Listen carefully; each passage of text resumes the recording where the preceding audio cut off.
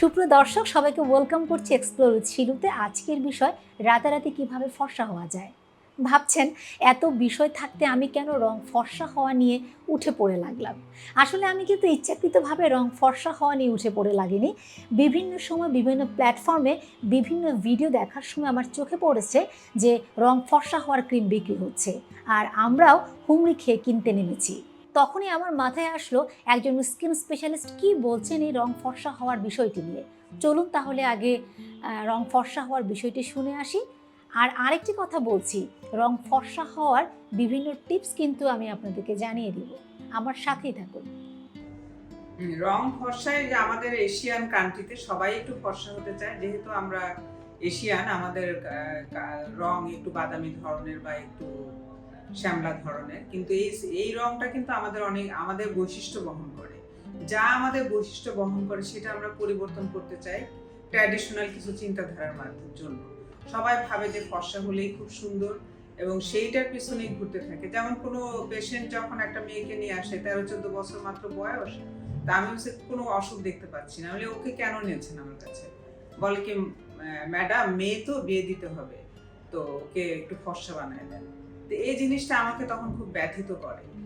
তখন আমি হয়তো পেশেন্টকে বোঝানোর জন্য কিছু চিকিৎসা দিয়ে থাকি, এটা আমাদের দিতে হয় যেহেতু আমার কাছে, সেই জন্যই সে এসেছে।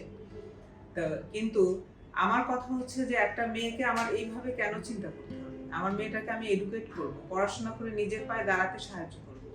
যখন সে নিজের পায়ে দাঁড়াবে, তার নিজের কনফিডেন্স লেভেল ভালো থাকবে, তখন তার অটোমেটিক স্কিন গ্লো করবে এবং তার সেই শ্যামলা স্কিনে যে তাকে কত সৌন্দর্য দিবে এবং তার পার্সোনালিটি যে তাকে কত সুন্দর করবে, সেটা বোঝার ক্ষমতা হয়তো সবার থাকবে না, কিন্তু যে বুঝবে, যে রতন চিনবে, সে ঠিকই চিনে নেবে।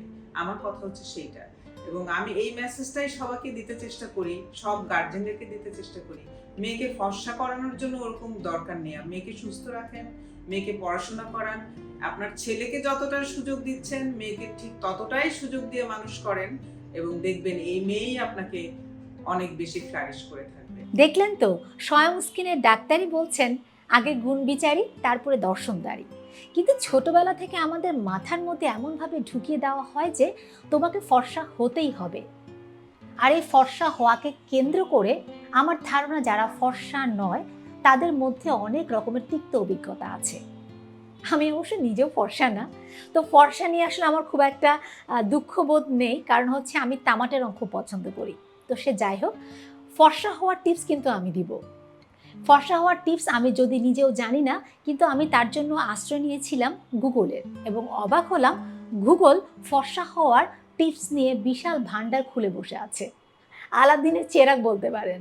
তো যাই হোক, এই আলাদিনের চেরাগ থেকে আমি কয়েকটা টিপস আপনাদেরকে দিচ্ছি, যার পছন্দ হয় সে আপনারা অ্যাপ্লাই করে দেখতেও পারেন। পাকা পেঁপে ও মধু একসঙ্গে মিশিয়ে মাখলে তা প্রাকৃতিক উপায়েই ত্বককে ব্লিচ করে। এতে ত্বকের দাগছোপ দূর হয়, ত্বক হয়ে ওঠে উজ্জ্বল, মানে ফর্সা। ত্বকের রং ফর্সা করতে টক দই ও লেবুর মিশ্রণ তৈরি করে ব্যবহার করুন। দেখবেন ত্বক হয়ে উঠবে উজ্জ্বল এবং সুন্দর। 1 চামচ গোলাপ জলে 1 চামচ মধু মিশিয়ে 2-3 ফোঁটা লেবুর রস মিশিয়ে মুখে মাখুন। দেখবেন আপনার উজ্জ্বলতা বেড়ে যাবে, হয়ে উঠবেন ফর্সা।